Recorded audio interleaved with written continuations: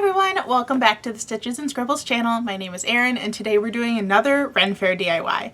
So if you've watched my channel or are just looking behind me over here, you can see that I've made a pair of crochet fairy wings. Those were for myself for one of the costumes I plan on wearing to the Renaissance Fair this year. But I have a friend who also wanted a pair of fairy wings, so today we're going to make a set for her.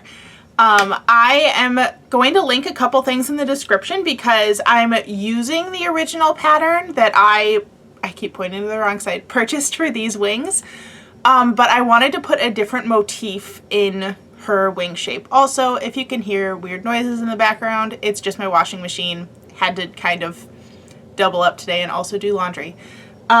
So I will be making her wings with the Lily Sugar and Cream yarn in the color Sonoma. This is one of my favorite colors from this line because it's still the nice soft beige, but it has pops of dark brown, light orange, like a dusty orange, and sage green. Her costume is sage green, so we decided that this would be the perfect color for her. The other thing I wanted to change from the original pattern design is instead of doing the flower and circle motifs, I'm going to try to do some Monstera leaves for her instead. So this means that I looked for two free patterns for Monstera leaves, one of them slightly bigger than the other, so that I can do the top section and the bottom section of the leaves. And my washer is going crazy, so we're just gonna dive in. I'm gonna link the tutorials for both Monstera leaf patterns that I use as well as the wings pattern in the description box below. Let's get to crocheting.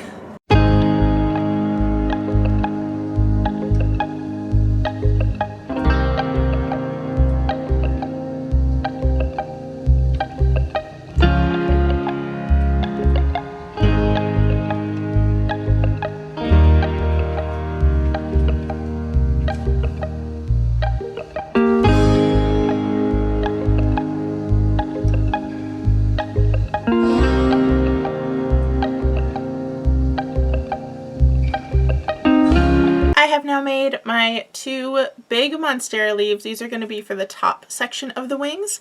I followed the pattern as the video said, except for one modification. There was supposed to be one more little loop at the top point of the leaf because this pattern was meant to be part of a plant hanger. So I left that loop out because I felt I didn't really need it for my design. This Monstera leaf pattern was from Jolie Knott's Crochet. I really like how they turned out. They were pretty simple to make, and it took me less than an hour to do both of them together. Probably would have been even less if I had been working off of a written pattern instead of the video. So really like how these turned out. Let's jump into our small Monstera leaves.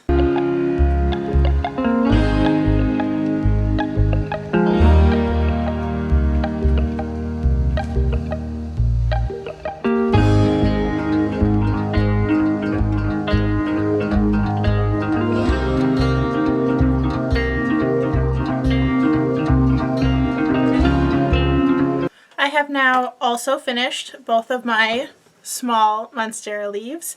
Here's what they look like in comparison to the big ones, just to show you the size difference. This is actually the same Monstera pattern that I used for my Monstera coasters that I made for a friend a few months ago. My next step is actually going to be going back to the original wings pattern. In the pattern, there are directions for how to measure the wires for the wing shape. So I have already pre-cut my wires. I have them sitting here in pairs, and I'm actually going to use my I-cord machine to make a coating for those wires, just like I did on my original pair. Someday I'll get the like flipped camera pointing thing right. So I'm just going to go ahead and make those I-cords on my knitting machine and then kind of scoot them onto the wire to coat the metallic part for the next step.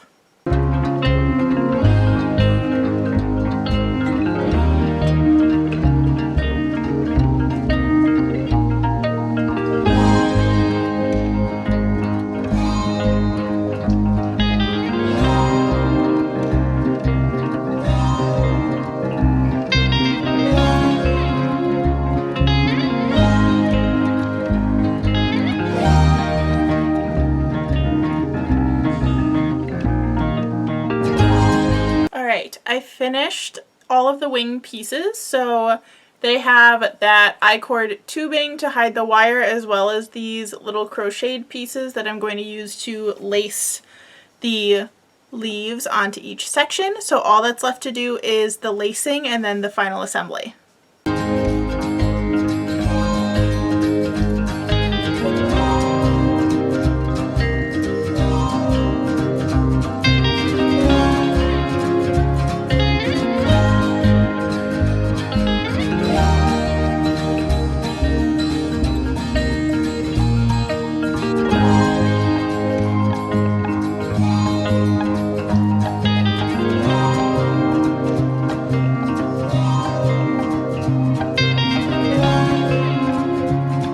Alright, I have the finished wings. I did also attach straps to them, but these are removable so that they can be completely customizable. You can also see I've just tied them in a bow back here to hold their length. I think that the Monstera leaves turned out absolutely gorgeous in the center of these wings, and they totally worked with the pattern that I had purchased for my original pair of wings. I just made the different motifs and then otherwise followed the directions pretty much as written. In order to connect the wings in the middle, I was really having trouble getting this part on camera, so I figured I would just explain it to you. It was kind of an odd angle to be working at.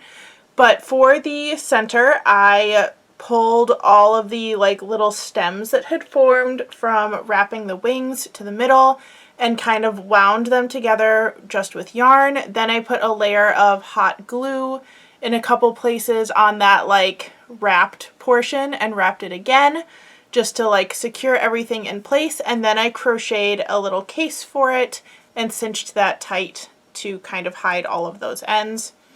For the straps, I just did foundation single crochet. I figured that this would give it some grip to it so that the bow could be in just a single bow and not fall out, because there's a little bit of texture to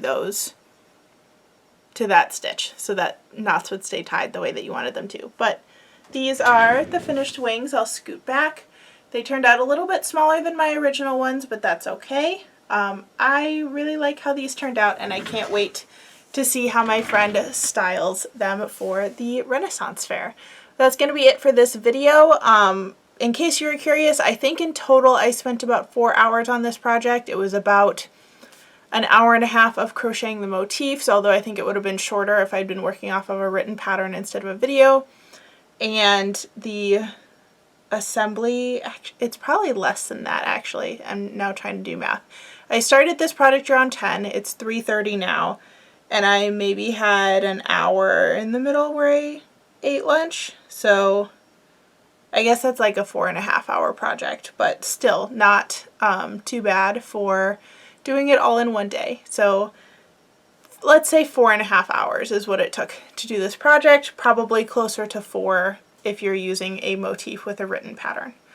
That's going to be it for this video. Thank you so much for watching. If you're interested in seeing my other crafty content, make sure that you hit the subscribe button so that you are subscribed to my channel. It also really helps me out if you leave a like and leave a comment. That helps get my videos out to more people. And if you want to follow me on other social media, that information will be in the description box below. Thanks again for watching, and I'll see you in the next one. Bye everyone!